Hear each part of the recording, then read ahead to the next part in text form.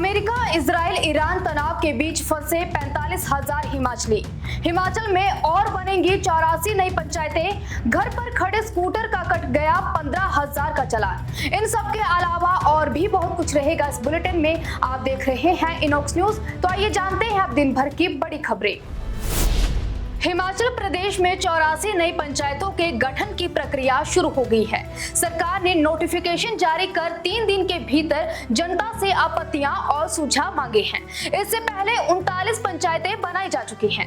प्रस्तावित पारित होने पर प्रदेश में पंचायतों की कुल संख्या बढ़कर 3,704 हो जाएगी।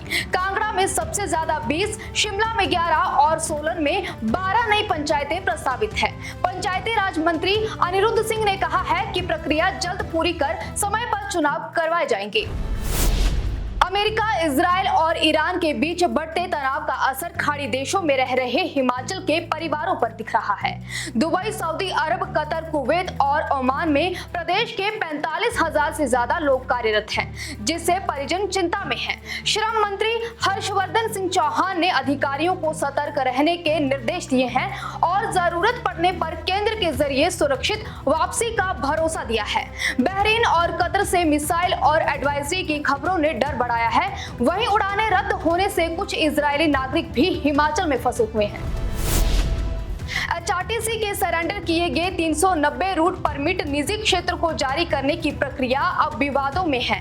हिमाचल निजी बस ऑपरेटर्स ने 6 मार्च को प्रस्तावित आरटीए बैठक में आपत्ति जताते हुए कोर्ट जाने की चेतावनी दी है। उनका आरोप है कि जिन रूटों पर परमिट जारी किए जा रहे हैं वे पहले से घाटे वाले हैं और प्रक्रिया में पारदर्शिता नहीं है। ऑपरेटर्स ने बस खरीद सब्सिडी योजना और अधिक सीट क्षमता को प्राथमिकता देने के प्रावधान पर भी सवाल उठाए हैं। हिमाचल प्रदेश में लंबा शुष्क दौर जारी है और फरवरी में सामान्य से 85% कम बारिश दर्ज की गई है। विंटर सीजन में अब तक 103 मिलीमीटर बारिश हुई है, जो सामान्य से 45% कम है। मौसम विभाग के मुताबिक 7 मार्च तक बारिश के कोई आसार नहीं है, जिससे तापमान में और बढ़ोतरी हो सकती है। कम बारिश से मटर, गेहूं और सरसों की फसल पर भी संकट गहराने लगा है। हिमाचल प्रदेश में एचआरटीसी अब कुरियर सेवा शुरू करने जा रहा है। शिमला से रामपुर, रिकांगपिओ, करसोग और चिड़गांव रूट पर चलने वाली बसें यात्रियों के साथ पार्सल भी ले जाएंगी। इसके लिए एचआरटीसी ने डीटीडीसी के साथ करार किया है। पायलट आधार पर शुरू हो रही इस सेवा में 40 किलो तक के पार्सल पर 3 रुपए प्रति किलोमीटर की दर तय की गई है। निगम को उम्मीद है कि इससे दुर्गम इलाकों को सुविधा मिलेगी और आय में भी बढ़ोतरी होगी।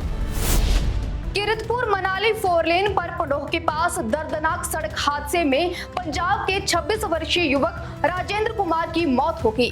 अमृतसर निवासी राजेंद्र अपने साथी के साथ मणिकर्ण जा रहा था, तभी पीबीटी मोड़ के पास बाइक की ट्रक से जोरदार टक्कर हो गई। हादसे में राजेंद्र का सर ट्रक के टायर के नीचे आ गया, जबकि दूसरा युवक घायल है। घटना के बाद आक्रोशित बाइक सवारों ने ट्रक में तोड़फोड़ की। पुलिस ने ट्रक चालक के खिलाफ मामला दर्ज कर जांच शुरू कर दी है।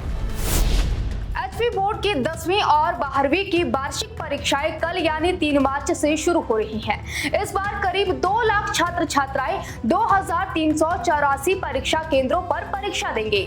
नकल रोकने के लिए 7 स्तर की कड़ी निगरानी व्यवस्था लागू की गई है। बोर्ड मुख्यालय से सीसीटीवी के जरिए ऑनलाइन मॉनिटरिंग होगी। हर केंद्र पर कैमरे अनिवार्य रहेंगे। वहीं सरप्राइज इंस्पेक्शन और फ्लाइंग स्क्वाड औचक निरीक्षण करेंगे। हमीरपुर के नदौन में हैरान करने वाला मामला सामने आया है।